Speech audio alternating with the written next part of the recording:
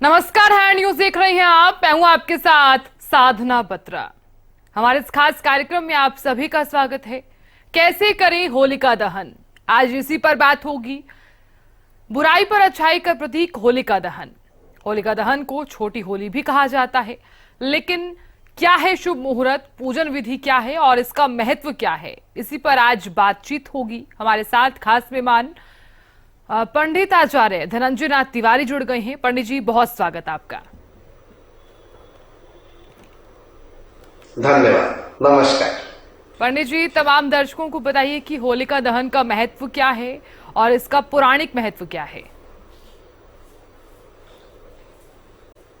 जी, साधना जी, जैसे ही चर्चा होती है होलिका दहन की, सबसे पहले मेरे हृदय में और हम सब के हृदय में ये बात आ जाती है कि होलिका दहन बुराई पर अच्छाई की विजय का नाम है।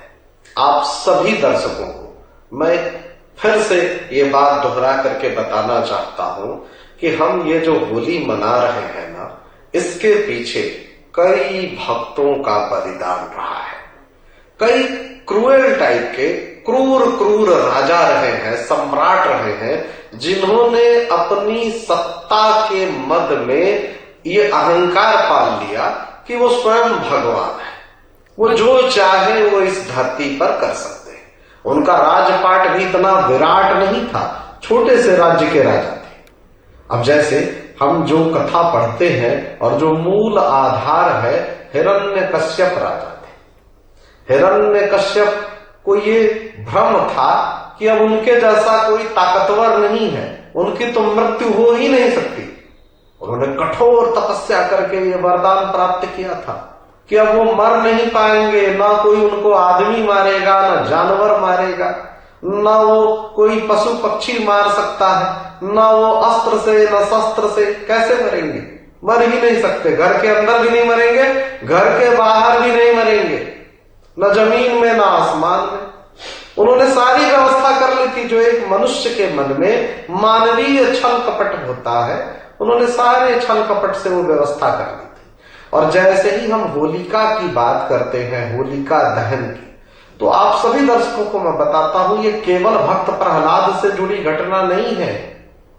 ये हम सब के हृदय में जो नकारात्मक शक्तियां हैं ना, जो हमेशा हमें ये दबाव बनाती है कि देखो ये वो व्यक्ति को देखो, वो बुरा कर रहा है और जीवन में तरक्की कर रहा है, हम जीवन भर अच्छा कर रहे हैं फिर भी हमारे साथ बुरा हो रहा है। ऐसा होता नहीं है।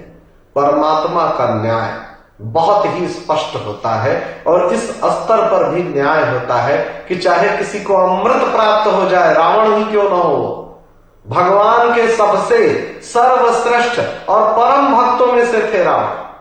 हिरण्यकश्यप भी कोई सामान्य राजा नहीं था, कठोर तपस्या करके उसने वरदान प्राप्त किया था और अपने आप को अजर अमर ये लोग समझते थे। लेकिन इनको एक छोटा सा अहंकार खा गया। ठीक वैसे ही जब हम होलिका दहन की बात करते हैं, इसके नाम में ही इसका रहस्य छिपा है। होलिका दहन मतलब दाह कर दिया गया, होलिका का ही दाह हो गया। ये वो होलिका जिन्हें स्वयं वरदान था, ये कभी नहीं जलेंगी, अग्नि इनको नहीं जला पाएगी। इनके पास एक विशेष चादर जो शॉल के रूप में आज भी महिलाएं ओढ़ती हैं, वो एक इनको उपलब्ध था कि अगर ये अपने ऊपर ढक करके अग्नि की चिता में बैठ गए तो पूरी की पूरी चिता, चाहे वो धधकती हुई ज्वाला हो, इनको कुछ भी नुकसान नहीं पहुंचा पाएगी। और धोखे से सोचिए, एक छोटे से बच्चे को गोद में बिठा करके ये बैठ गए, खुद जल करके राख हो गई और भक्त का एक बाल भी बांका नहीं कर पाए, कोई शक्ति नहीं कर पाए। जब हम शास्त्र का अध्ययन करते हैं और पंचांग का अध्ययन करते हैं, तो साधना जी इस बार का जो योग बना है मैंने नोट करके रखा हुआ है, फागुन मास की पूर्णिमा तिथि। और इसमें भी जब हम पीछे एक दिन जाते हैं अंग्रेजी डेट पर 24 मार्च को, तो सुबह 9:54 से यह आरंभ हो जाता है। लेकिन उदयातिथि के अनुसार ठीक अगले दिन 25 मार्च को 12:29 तक ये तिथि रहती है। अब हमें करना क्या है कि जब हम होलिका दहन के मुहूर्त की बात करते हैं तो वो 11:43 से रात्रि में आरंभ हो जाएगी, मध्य रात्रि। और जितनी भी नकारात्मक शक्तियां हैं उनसे हमें छुटकारा मिले, इसका आवाहन करके गाय के गोबर से उपला बना लीजिए। उस उपले को ले जाकर के हम सब के क्षेत्र में अलग अलग चौराहे पर होलिका दहन होता है, वहां पर वो उपला लेकर के जाइए और अग्नि में प्रवाहित कर दीजिए।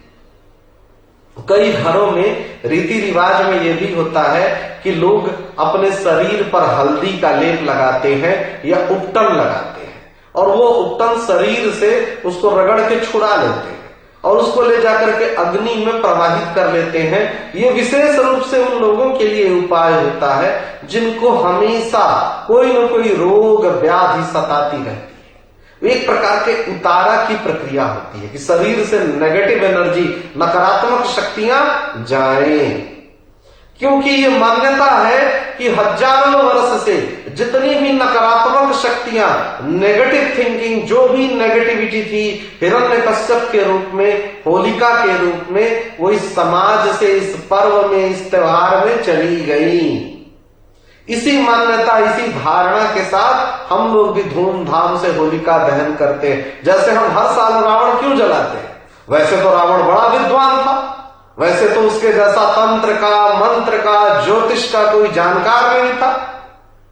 हम इसलिए जलाते हैं कि ऐसे ही हमारे अंदर का अहंकार जल के भस्म हो जाए। ये जो अपने ऊपर दंभ होता है ना, दंभ अहंकार से बड़ा शब्द है कि मैं तो अविनाशी हूं, मेरा तो कोई विनाश ही नहीं कर सकता, मेरे पास तो अमृत है। यही रावण को अहंकार हो गया था।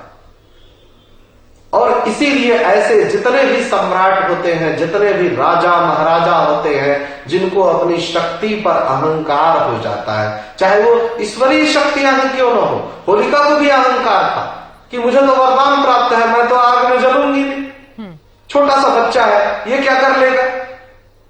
लेकिन नहीं, भक्त भक्त ही होता है। और मेरे तो गुरुदेव हमेशा कहते थे साधना जी कि भक्त भगवान से बड़ा होता है। इतना बड़ा वरदान जिसको प्राप्त हो, और छोटा सा बच्चा, छोटे से बच्चे के रूप में आप देखिए कि भक्त जो है भगवान से बड़ा होता है। भगवान को अपने ही दिए हुए वरदान को तोड़ना पड़ा, अपने ही दिए हुए वरदान का कोई रास्ता निकालना पड़ गया कि अब तो कोई भी रास्ता निकालो, और एक नए अवतार की सृष्टि हुई प्रकृति में। वो अवतार नरसिंह भगवान के रूप में हुआ, और ये अवतार सिर्फ एक छोटे से बच्चे के लिए, कि इस छोटे से बच्चे की आस्था, विश्वास टूटने ना पाए। इस बच्चे ने कहा है कि हाँ, इस खंभे में भी भगवान है। बिल्कुल पंडित जी, अब बात कर लेते हैं कि पूजा की विधि क्या कुछ रहने वाली है और पूजा की विधि के समय शुभ मुहूर्त क्या कुछ रहेगा। भद्रा काल का क्या कुछ विशेष महत्व यहाँ पर रहता है होलिका दहन के दिन? ये बहुत महत्वपूर्ण प्रश्न आपने किया है साधना जी। भद्रा अगर किसी भी रूप में हो तो कोई भी शुभ कार्य नहीं किया जाता है, और होली में, दीपावली में तो इस बात का विशेष ध्यान रखते हैं। इस बार भद्रा का कोई प्रभाव नहीं है। आप सभी दर्शकों से मैं कहूंगा, किसी भी प्रकार से चिंतित और भयभीत होने की, भ्रमित होने की कोई आवश्यकता नहीं है। जो शुभ मुहूर्त होगा 11:43 रात्रि से बहुत ही शुभ रहेगा, और जो पूजा की विधि होगी इसमें मैं आप सभी दर्शकों को बताता हूं कि आपको गाय के गोबर से उपले बनाने हैं। इसमें यदि आप चाहें तो होलिका की आकृति का निर्माण कर सकते हैं, और साथ ही साथ भक्त प्रहलाद का भी कई जातक निर्माण करते हैं, उनका विधि विधान से पूजन करते हैं। प्रहलाद जी के पूजा के पीछे यही मान्यता है कि सत्य की विजय हो, भक्त का महिमा मंडन हो, भक्ति की महिमा मंडन हो। आपको इस बात का ध्यान रखना है कि यदि आप कोई उपाय कर रहे हैं तो उपाय पूजा के बाद करें, आरंभ में नहीं। क्योंकि ये जो अग्नि होती है इसकी विधि विधान से पूजा की जाती है। सनातन धर्म में जितनी भी वैष्णवी पूजा है इसमें स्वच्छता जरूर रखनी चाहिए। सबसे पहले स्नान करें, अपने शरीर की शुद्धि करें, साफ सुथरे वस्त्र धारण करें और सारी पूजा की सामग्री अक्षत, धूप, दीप, नैवेद्य, घी का दीपक, धूप बत्ती, मिष्ठान, मिठाइयां, फल, पुष्प, ये सारी रक्षा सूत्र, सारी सामग्री लेकर के उस स्थान पर जाएं और विधि विधान से पूजन करें। पूजन में विशेष रूप से ध्यान रखें कि पूर्व दिशा या उत्तर दिशा का ही प्रयोग करें। बिना आसन के बैठ के पूजन नहीं करना चाहिए। कई बार मैंने स्वयं देखा है कि आप लोग चौराहे पर पूजा हो रही होती है तो सोचते हैं कि ऐसे ही सड़क पर बैठ करके ऐसे ही कर लेते हैं। अब यहाँ आसन के लिए कैसे करेंगे? आसन घर से लेकर के जाइए। बिना आसन के कोई भी वैदिक प्रक्रिया नहीं होती है, वो मान्य नहीं होता। वो पूरी की पूरी पूजा आपकी खराब हो जाती है। कोई भी छोटी सी विधि का पालन यदि रह जाएगा और बिना जानकारी के हो जाए तब तो कोई बात नहीं, भूलवश हो गया। जब जानकारी में है तब ऐसा नहीं करना चाहिए। बिना अग्नि, बिना दीपक, बिना गाय के घी, बिना गोबर के कोई भी सनातन धर्म की प्रक्रिया होती ही नहीं है। बिना गौरी गणेश की पूजा की कोई भी प्रक्रिया का आरंभ नहीं होता। विष्णु जी की पूजा तो अनिवार्य है ही है। होलिका दहन में जब हम मुहूर्त की बात करते हैं तो मध्य रात्रि के पास 11:43 से इस पूजा का आरंभ करिए। और जो किसान है वो जौ की बाली लगाते हैं, गेहूं की बाली, जो भी उनके यहाँ अन्न में जो पैदावार हुई है उसको वो लोग समर्पित करते हैं। ये हर प्रकार से शुभता का प्रतीक चिन्ह है त्योहार। बिल्कुल पंडित जी, अब एक एक करके हम बात कर लेते हैं कि कौन कौन सी राशि के लिए होलिका दहन का जो त्योहार है वो कितना ज्यादा खास रह सकता है। तो सबसे पहले बात कर लेते हैं मेष राशि वालों के लिए आज का दिन कितना ज्यादा खास रह सकता है। जी, मेष राशि के जातक इस बार होली आपके लिए बहुत ही शुभ रहने वाली है। पूर्णिमा के बाद से आप देखेंगे आपकी सारी मनोकामनाएं पूरी होंगी। आपको लाल रंग का प्रयोग करना है, मिष्ठान में भी, वस्त्र में भी, रंग में भी। इस बात का ध्यान रखिए। रक्षा सूत्र भी लाल रंग का ही प्रयोग करिए। बहुत ही शुभ योग आपके लिए बना हुआ है।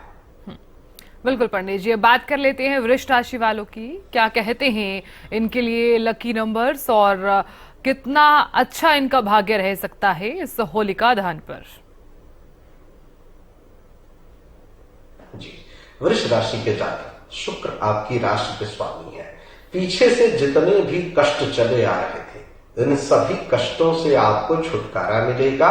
शरीर का स्वास्थ्य भी उत्तम रहेगा। धन की स्थिति भी प्रबल रहेगी।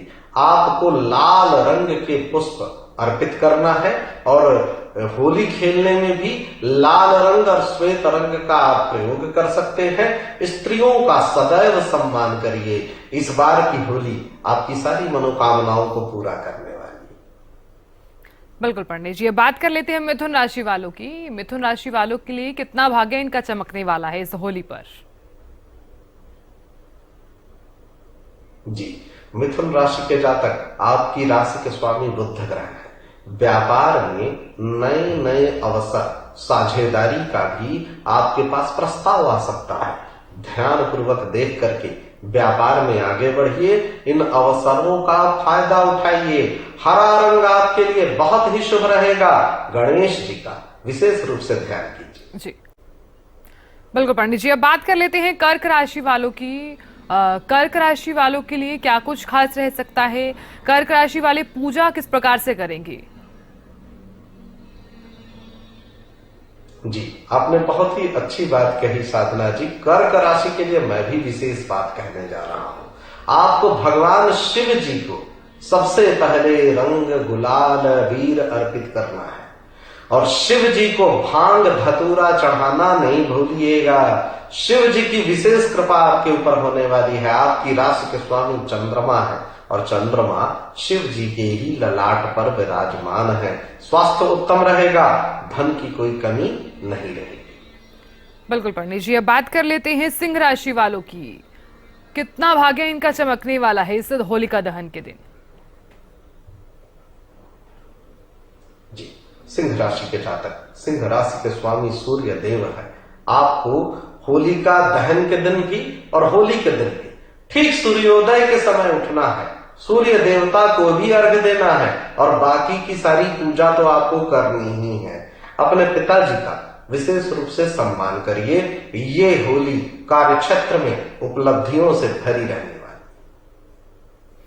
बिल्कुल पंडित जी, अब बात कर लेते हैं कन्या राशि वालों की। कन्या राशि वालों के लिए कितना ज्यादा खास रह सकता है आज का दिन? जी, कन्या राशि के जातक, आपकी राशि के स्वामी बुध ग्रह है। आपको रंगों में हरे रंग का प्रयोग करना है। परिवार में जितनी भी बड़ी स्त्रियां हैं, जो आपसे आयु में बड़ी हो, रिश्ते में बड़ी हो, जैसे चाची हैं, नानी हैं, दादी हैं, बुआ हैं, उनको इस बार होली में कोई न कोई गिफ्ट दीजिए। निश्चित रूप से आपको धन का लाभ होगा। बिल्कुल पंडित जी, अब बात कर लेते हैं तुला राशि वालों की। तुला राशि वालों के लिए कितना ज्यादा खास रह सकता है होलिका दहन? तुला राशि के जातक, आपके लिए तो जैसे ऐसे है कि लॉटरी ही लगने वाली है। धन प्रचुर मात्रा में आएगा। धन के मामले में बहुत ही प्रबल योग बना हुआ है आपके साथ। धन को लेकर के किसी प्रकार के कोई संशय में नहीं रहना है। कैसे इस धन को व्यवस्थित करेंगे, इस बार होली में आपको ये वाली योजना बनानी है। लक्ष्मी जी का विशेष पूजन करिए और कमल का पुष्प उनको अर्पित करिए। श्वेत रंग का प्रयोग करिए या फिर गोल्डन कलर आपके लिए बहुत ही शुभ रहेगा। बिल्कुल पंडित जी, अब बात कर लेते हैं वृश्चिक राशि वालों की। कितना ज्यादा खास रह सकता है आज का दिन और भाग्य कितना चमकेगा? जी जी, वृश्चिक राशि के जातक, आपकी राशि के स्वामी मंगल ग्रह है। अपने भाई का विशेष रूप से ध्यान रखिए। सहोदर के कारक होते हैं मंगल। क्रोध और वाणी को व्यवस्थित करिए। होली आपके लिए अमृत के समान फलदायी होने वाली है। बिल्कुल पंडित जी, अब बात कर लेते हैं धनु राशि वालों की। क्या कहते हैं इनके भाग्य के कार्ड्स और होलिका दहन ये किस प्रकार से कर सकते हैं? जी, धनु राशि के जातक, आपकी राशि के स्वामी देवताओं के गुरु बृहस्पति है। आपको पीले रंग का प्रयोग करना है। माता पिता गुरु का विशेष रूप से सम्मान करना है। घर के आसपास कोई भी तीर्थ स्थान या मंदिर हो, उसकी साफ सफाई का विशेष ध्यान रखिए। बिल्कुल पंडित जी, अब बात कर लेते हैं मकर राशि वालों की। मकर राशि वाले किस प्रकार से पूजा कर सकते हैं होलिका दहन की?